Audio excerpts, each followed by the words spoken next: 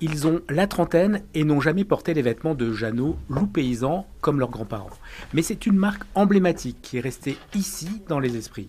Charlotte et Adam ont décidé de reprendre la marque il y a 2 ans.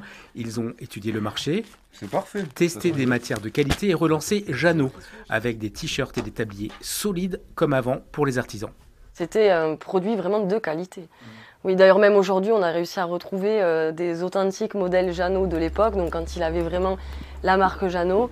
Et c'est des modèles qui n'ont pas bougé dans le temps du tout, qui ont vraiment duré dans le temps.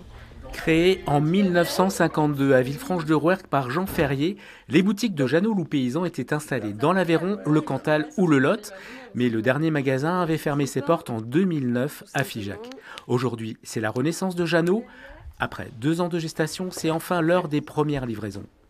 Il y a à la fois beaucoup de rangements. Esthétiquement, on sent que c'est solide. Les lanières en cuir, on sent qu'il y a du produit derrière. Et surtout ajustable au niveau du dos, donc ça peut aller à tout profil, sachant qu'il y a des grands, des petits chez nous. Donc voilà. Certes, le coton bio vient de Grèce, mais le cuir est produit par un tanneur installé à côté de Rodez. Le tablier est assemblé dans le sud Aveyron, à Saint-Georges-de-Luzançon.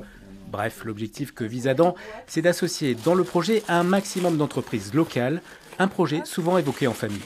C'est avec mon papa en fait, ça s'est fait comme ça en fait, on en parle à chaque repas et donc du coup on parle à chaque fois de Jeannot, de l'histoire et ça nous est venu, j'avais déjà pour projet de refaire du vêtement et donc du coup il y a eu ça qui est tombé et donc avec Charlotte qui elle est en design textile donc ça aide un peu. On s'est mis tous les deux sur ce projet et voilà comment c'est né en 2023. Après les bonnets d'hiver, Adam et Charlotte fabriquent des casquettes pour cet été. Ils espèrent très rapidement proposer des salopettes et des bleus de travail.